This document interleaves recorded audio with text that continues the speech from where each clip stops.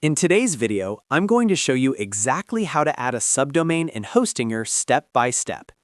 If you want to create something like blog.yourwebsite.com, shop.yourwebsite.com, or any custom subdomain for a new section of your site, this tutorial will walk you through the entire process in just a few minutes.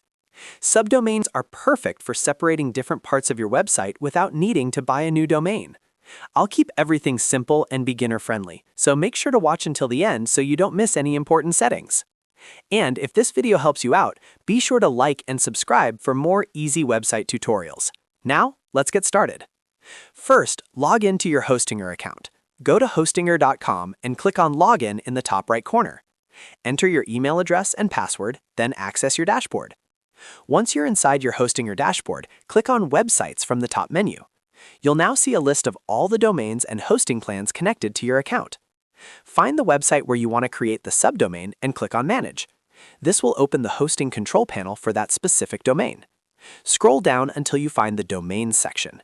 Inside this section, look for the option called Subdomains and click on it. Now you'll see a field where you can create your new subdomain.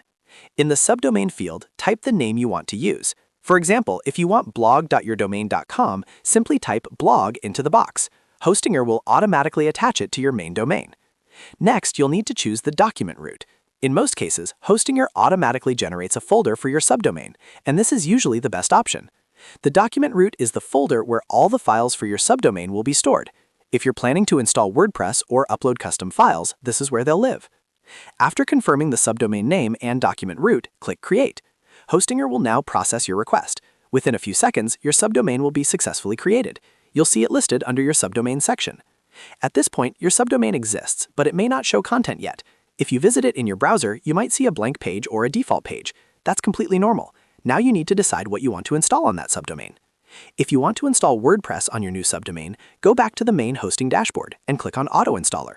Select WordPress, then choose your newly created subdomain from the drop-down menu. Fill in your website title, admin email, username, and password, and click Install. Within a minute or two, WordPress will be fully installed on your subdomain.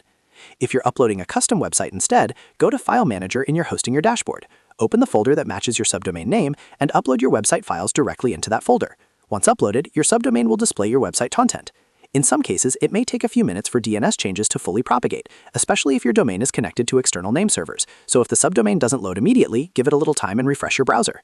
And that's it. You've successfully created a subdomain in Hostinger. It's quick, simple, and incredibly useful when you want to expand your website without buying a new domain.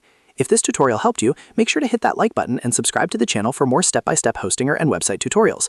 I post easy-to-follow guides just like this to help you build and manage your website with confidence. Thanks for watching, and I'll see you in the next video.